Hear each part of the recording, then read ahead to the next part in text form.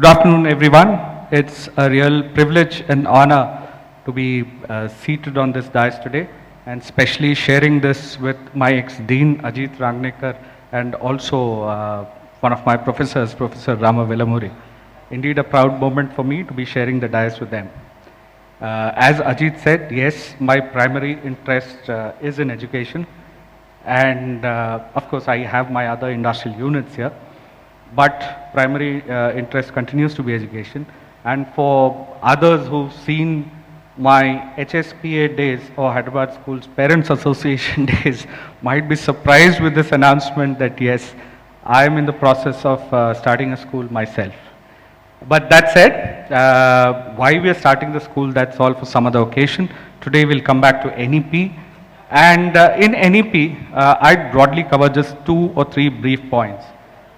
With respect to school education, there's a lot that has been changed, as rightly said by Ajit. Some of the changes are really revolutionary. To point out just one of the things, we presently know schools by K-12, or we say 10 plus 2 system. I don't know how many have seen, but that 10 plus 2 system is completely been changed and revamped. And they now call it a 5 plus 3 plus 3 plus 4 system. Let's not get into jargon, but let's look at it simply. It's no longer a 10 plus 2 system, but it's going to be a 8 plus 4 system.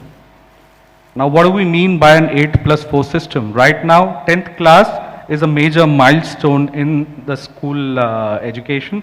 And after 10th, first thing is, even if you look at a lower level of employment, you would say 10th pass hai ya nahi hai. Right? Now, we're not going to have that importance even to 10th class any longer, because after 8th, the change is going to come in. Right? And it will be a 4 years contiguous block wherein students will have to take a call whether they would want, which stream they would like to go. Presently, you know, the biggest decision is, would you want to do engineering or would you want to do medicine? As if these two are the only lines of career available to the students, but be that as it may, that is going to change with the new education policy, because right now we are going to get into semester system, and a student can take maths in one semester, take biology in the second, take humanities in the third, and can take completely different carpentry in the fourth semester. That's the amount of flexibility that NEP is looking at bringing in. But I'd come from that, giving a brief overall perspective of how school education is bound to change. Let me come back to the main topic, which is of a public-private partnership that we are to speak here today. Right now, the essence of public-private partnership, or rather let me call it this way, the essence of private partnership in anything is profit, right? Not everybody might like it. And people might say, you know, no, profit is not good. But whatever it is, let's see, irrespective of what your view is, what my view is, let's look at it in terms of what NEP's view is, right? So in the founding principles of the National Education Policy, NEP has listed that education will continue to be a not-for-profit activity, right? Very good, very noble. But what is the reality on ground? Can anybody on the panel here or anybody in the audience say that education is being run as a not-for-profit activity? Good, I see at least one hand. I'm surprised with that hand. We can debate that. But when we look at the overall atmosphere, right, let me give you a few instances. Everyone's heard the name of George Soros, right? At least quite a few you would have heard. He is known to be a big investor, and also one of the key members who caused the Southeast Asian countries to almost collapse way back in 90s. You know that he's invested in a school in Hyderabad? Okay. Another fact, not for profit sector, right? I can give you, I'm not naming anyone, but I have the documents. In fact, I had them on the PowerPoint slides as well, but since it's a panel, I'll keep it away. We have a school which has its headquarters in British Virgin Islands. Not for profit. Huh? And we all know for how many thousands of crores Schools have been sold in Hyderabad. The news has been on the front pages. Not for profit. So the irony is that private sector, if it's there, it will make profit any which ways. But if you ask it not to make profit, it will make even more profit. Unfortunately, that's the situation in which education sector has fallen. Right?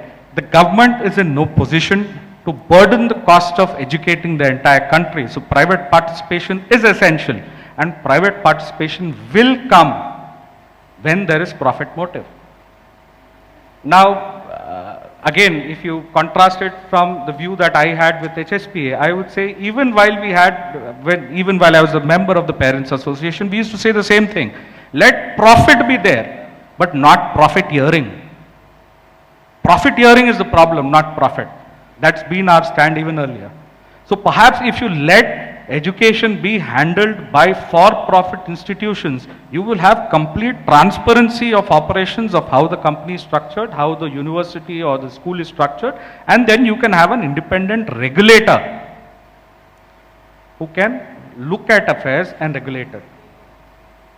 So my prescription, if you ask me in brief, for what a healthy public-private partnership would entail would be, this is the real elephant in the room of education, the profit incentive or profit motive. You have to give it for profit and then regulate it to prevent profiteering. That, if we can do that, sadly, despite the sweeping and massive changes planned in NEP, this is one issue which has been left unaddressed. So like Ajit said, people always have some issue here and there. Yes, this is one issue that I have with NEP. Not taking more time, but just ending with one more point on this part, and that is with respect to, let's leave public-private partnership aside for a while. Let's look at education itself. How do you define education? How would we define education? How would the members in the audience define education? Irrespective of how you and me define, how does the national education policy define education as? Surprisingly, there is no definition of education in the entire national education policy. Also, there is no objective of education given in the national education policy.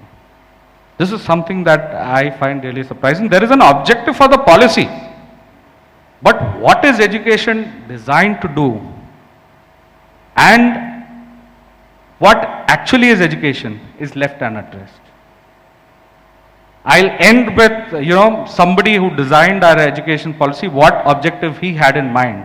We are all, Macaulay is a much abused person for various reasons. Not getting into a lot of details, we are all well aware of the minutes of education that Macaulay wrote, but we are perhaps not given much attention to a speech he made in 1847 in the British Parliament. And there he used education. He said, it's the best counter-revolution tool that the government has. The cheapest and the most efficient tool to suppress revolution in India, that is education. Sadly, the edifice of our institutions that he's built continues, and we continue to build on it without actually looking at changing the foundations. I'll end my address with that. Thank you.